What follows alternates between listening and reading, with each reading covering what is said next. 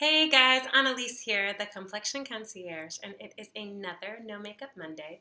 I am thrilled to be talking about one of my favorite topics today, which is skincare arsenals. Now, I use this word a lot when I'm consulting and when I take on new clients because it's very important that we treat our medicine cabinet, our beauty junkie drawer, as part of our arsenal in battling whatever might be coming our way.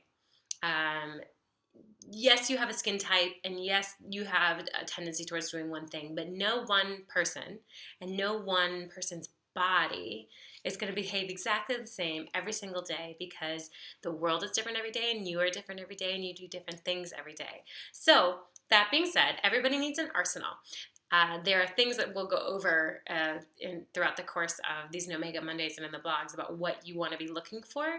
But first things first, the number one thing you want in your beauty arsenal is a Sunday oil. Now, I don't know why I call it Sunday oil, but Sunday oil, I think I stole the term from Bumble and Bumble. Bumble and Bumble makes a Sunday shampoo, which is a clarifying shampoo. The idea is that once a week you should use a clarifying shampoo to remove any buildup and gross stuff and makes your regular shampoo work better. So I started calling oils Sunday oils, which is weird because it's not really the same thing. It's not because they're clarifying. But that being said, a Sunday oil is something that you can use when you need a day off, when you need a holy day of rest for your skin. I use my Sunday oils a lot. I use mine almost every single time after I glycolic peel. If I do a really intense mask treatment or something like that, if I have been flying a lot, or when I was in Denver and we were doing a lot of hiking, it was something that I just needed after being out in the wind-torn mountains. I wanted a little bit of extra oil on my skin. Now, what kind of oil? It doesn't matter. It could be almost any time, any kind of oil. It could be anything from olive oil that you've got down in your kitchen. It could be coconut oil. It could be argan oil. However, it doesn't have to be anything special. If there were something miraculous, if there was one oil that was better than all other oils, we'd all use it and I would be out of a job. And so would every other company because we'd all be perfect. So don't fall a victim to you have to buy this really fancy oil that costs $75 for an ounce. It's ridiculous. If you want to, go right ahead. If you love it, if that's something you want to do, please make sure there's no fragrance. And fragrance includes essential oils. Fragrance includes things like lavender. Lavender's a fragrance and it's irritating to the skin. So I prefer just going to your local natural food market or your grocery store and going into the body care section and just looking for pure sweet almond oil or jojoba oil. I think right now I'm using sweet almond. Jojoba is a little bit thicker. Generally, if you can think of the thing that the oil is made from, the thicker and richer the thing, then the thicker and richer the oil. So coconut, avocado has a really thick oil. Grape seeds have a really light oil. So olives are kind of in the middle. They're a little bit more viscous in its oiliness as compared to maybe like a sesame seed oil, which is really light and buttery. All of these things you can put on your face, and you put on your hair. Sometimes I put it on my cuticles. If you want to put it on your feet and put on some socks and go to bed, great for a pedicure the night before a pedicure because then it's really good to get all that gross stuff off the next day. So Sunday oils are essential for the arsenal. What do you have to know about oils to keep them on hand?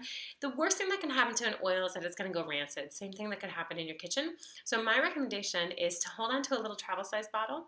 And the ideal travel size bottle will be either in a BPA free or a glass container and not be clear. Again, there are some antioxidants in these oils and we don't want them to be oxidized by the sun, by light. So if you want to take, I think my bottle of sweet almond oil that I recently purchased was something like $18 and it's huge. It's like 7 ounces of oil and I use it maybe once a week. So I divided it into small little jars because it makes the product last a little longer. Sometimes I give them as gifts. It's a good thing to have on hand. If you want to experiment with things, you can also mix them around. If you want to be a beauty DIY make your own miracle oil junkie, go right ahead. Anytime you just need a little extra goo, a little extra love and moisture. Maybe you overdid it the night before. Maybe you're trying a new retinol product or we just upped your glycolic that you're doing on a weekly basis. Then maybe you need to take a night off and just use a little bit of oil. Most important thing to remember is always use your SPF during the day. Oils are better at night or underneath that SPF. I will say that this past winter during the polar vortex, I was wearing my oil underneath a moisturizing mask, underneath a moisturizer with sunscreen, underneath a sunscreen, because I was very, very dry.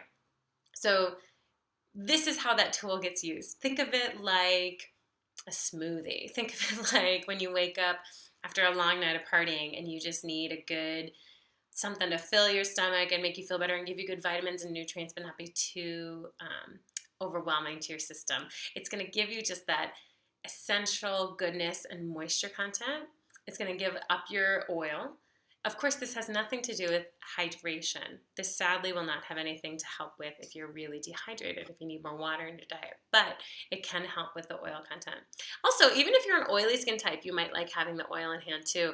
We might want to try a little bit more of a light oil, but jojoba, for example, jojoba is very similar to sebum.